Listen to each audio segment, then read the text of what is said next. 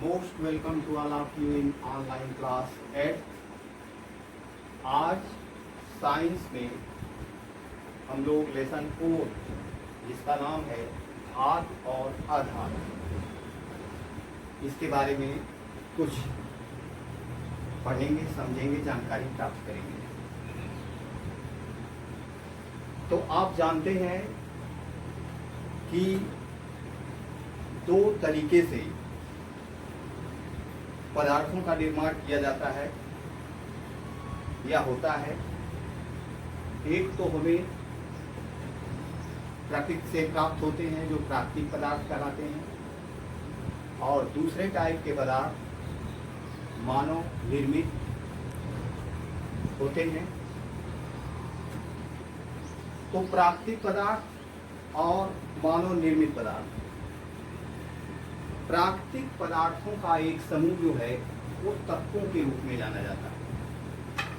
अब आप कहेंगे तत्व क्या होता है? तो जो एक जैसे अणुओं से मिलकर बने होते हैं वे तत्व कहलाते हैं, और तत्वों को उनके गुणों के आधार पर, समानताओं और असमानताओं के आधार पर दो भागों में विभाजित कर दिया गया, एक धात और दूसरा अधात। तो इस चैप्टर के अंतर्गत हम सभी धातुओं के भौतिक गुण, अधातुओं के भौतिक गुण और धातुओं के रासायनिक गुण, अधातुओं के रासायनिक गुण, धातुओं का उपयोग और अधातुओं का उपयोग, इसी के बारे में इस पूरे चैप्टर में बताया जाएगा, और जिसे समझना नितांत आवश्यक है, क्योंकि आपका सामना विभिन्न पदार्थों के माध्यम से विभिन्न प्रकार के धातुओं और अधातुओं से होता रहता है, होता रहेगा। तो ये जो धातु होते हैं ये खास तौर से प्रकृति में धातुएं जिस रूप में पाई जाती हैं वह अयस्क कहलाती है, और अयस्क का निष्कर्षण होता है, उसमें विभिन्न क्रियाकलाप के माध्यम से धातुओं को निकाला जाता है, अलग किया जाता है, जो धात कर्म कहलाता है। और धातुओं के भौतिक गुण के अंतर्गत उसमें आती है भौतिक अवस्था, चमक, आघातवर्धकता, तन्यता, ध्वनिक, चालकता, पतनांक और गलनांक, और तनन क्षमता या तनन सामर्थ्य तथा उस धात या अधात की कठोरता। तो कभी कभी इसमें से किसी एक का अंतर भी पूछ दिया जाता है, या कभी कभी पूछ दिया जाता है कि धातुओं के भौतिक गुणों की व्याख्या कीजिए या अधातुओं के भौतिक गुणों की व्याख्या कीजिए। तो सबसे पहले धातुओं के भौतिक गुण के बारे में आप समझिए। डियर स्टूडेंट, पारा को छोड़ करके अन्य सभी धातुएं सामान्य ताप पर ठोस अवस्था में होती है, और पारा एक चमकदार द्रव है। लोहा, टिन, सीसा धातुएं कठोर होती हैं, जबकि सोडियम और पोटेशियम धातुएं जो है वो मृद होती हैं, वो कठोर नहीं होती। इन्हें चाकू से भी काटा जाता है, और धातुओं का उच्च गलनांक होता है। दूसरा, चमक। तो धातुओं में चमक होती है, और धातुओं का पृष्ठीय सतह चमकीला होता है, इसे पालिश भी किया जा सकता है, और जिससे कि धातुओं की चमक में पालिश के माध्यम से वृद्धि की जा सकती है और वो चमकदार दिखाई पड़ता है। तीसरा है आघातवर्धकता। आघातवर्धकता धातुओं का ऐसा गुण है जिससे कि धातुओं पर किसी भी माध्यम से हथौड़े से प्रहार करने पर वह चद्दरों में परिवर्तित हो जाता है। एल्युमिनियम अधिक आघातवर्ध होता है, जिसे उसे आसानी से पन्नी के रूप में बदला जा सकता है और उसे पैकिंग के सामानों के पैकिंग में ज़्यादातर उपयोग किया जाता है। इसी प्रकार चांदी भी काफ़ी आघातवर्ध है और आप देखते हैं कि विभिन्न मिठाइयों में उसका उपयोग किया जाता है। तीसरा गुण है तन्यता। तन्यता में जिसके अंतर्गत धातुएं या धातुओं के द्वारा तार खींचे जा सकते हैं। बिजली के तारों में ऐसे धातुओं का उपयोग किया जाता है जो अधिक तन्य हो, जैसे तांबा अत्यधिक तन्य होता है। विद्युत बल्ब में टंगस्टन के बने तंतु होते हैं। लोहे के तारों का अनेक कार्यों में उपयोग किया जाता है।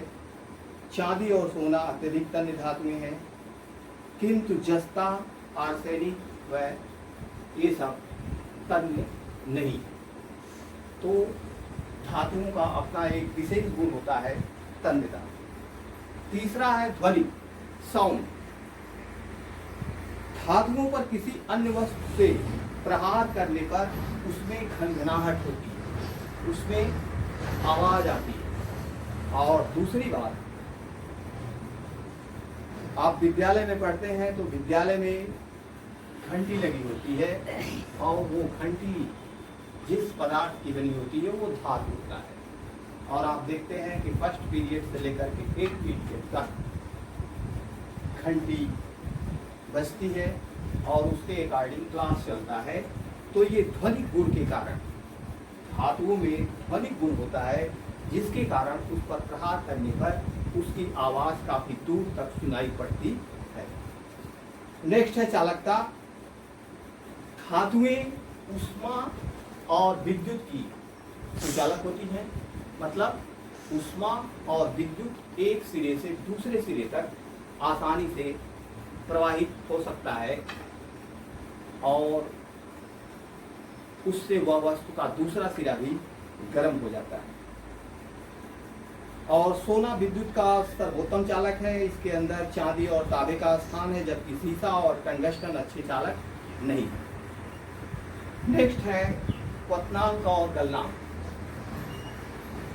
तो आप जानते ही हैं, उबलना और किसी वस्तु का गलना प्रारंभ होना और जमना अलग चीज है। तो क्वथनांक और गलनांक के अंतर्गत धातुओं के क्वथनांक और गलनांक ये काफी उच्च होते हैं, मतलब अधिक टेम्परेचर पर ये गलते भी हैं और उबलते भी, और अधिक टेम्परेचर पर ये जमते भी। धातुओं के गलनांक और क्वथनांक चूंकि उच्च होते हैं, तांबे का गलनांक 1083 डिग्री सेल्सियस और लोहे का गलनांक 1035 डिग्री सेल्सियस होता है। और ये सब धातुएं उद्योगों में, कारखानों में बड़े पैमाने पर गलाए जाते हैं। तो उन्हीं धातुओं का उपयोग होता है जो जिनका गलनांक उच्च होता है, और कुछ ऐसी भी धातुओं का उपयोग होता है जिनका गलनांक कम होता है। और इसका लास्ट टॉपिक है तनन सामर्थ्य एवं कठोरता। धातुओं में उच्च तनन सामर्थ्य होता है, अर्थात वे खिंचाव और तनाव को सह सकते हैं, जल्दी टूट नहीं सकते। अब बारी आती है अधातुओं के भौतिक गुण। तो प्रकृति में अधातुएं भंगुर, ठोस, द्रव अथवा गैसीय अवस्था में पाई जाती हैं, किंतु अधिकांश अधातुएं ठोस गैसीय अवस्था में होती हैं। ब्रोमीन एकमात्र ऐसा अधातु है जो द्रव अवस्था में पाया जाता है। कार्बन और सिलिकॉन ठोस अवस्था में पाए जाते हैं, जबकि हाइड्रोजन, नाइट्रोजन, हीलियम ये गैसीय अवस्था में पाए जाते हैं। तो कहने का मतलब आप देख रहे हैं कि अधातु ठोस, द्रव और गैस की अवस्था में अलग अलग धातुएं पाई जाती हैं, सभी धातुएं एक रूप में नहीं पाई जाती, अधातुएं एक रूप में नहीं पाई जाती। दूसरा है कठोरता, अधातुएं प्रायः कठोर नहीं होती। हीरा जो कार्बन का एक अपर रूप है, इसका एक अपवाद है और यह प्राकृतिक रूप में पाए जाने वाले पदार्थों में सबसे अधिक कठोर होता है। नेक्स्ट, चमक। तो अधातुओं में चमक नहीं होती, न के बराबर होती है या कम होती है। आघातवर्ता और तन्यता, अधातुएं न तो आघातवर्त होती हैं न तन्य होती हैं। हथौड़े से प्रहार करने पर अधातुएं जो है आसानी से टूट भी जाती हैं। और नेक्स्ट है ध्वनिक, अधातुएं ध्वनिक नहीं होती। अन्य वस्तुओं से प्रहार करने पर इसमें घनघनाहट नहीं होती, या होती भी होगी तो बहुत कम, सुनाई ही कम पड़ती। और नेक्स्ट है चालकता, अधातुएं विद्युत और ऊष्मा की कुचालक होती हैं। कार्बन ग्रेफाइट अधातु होने के बावजूद विद्युत का सुचालक है और यही कारण है कि शुष्क सेल में ग्रेफाइट का छड़ का प्रयोग किया जाता है, क्योंकि वहां वो सुचालक का कार्य करता है। और लास्ट में तनन सामर्थ्य, अधातुएं भंगुर होने के कारण आसानी से टूट जाती हैं और इसमें तनन सामर्थ्य कम होता है। कार्बन फाइबर इसका एक अपवाद है, क्योंकि इसमें उच्च तनन सामर्थ्य होती है।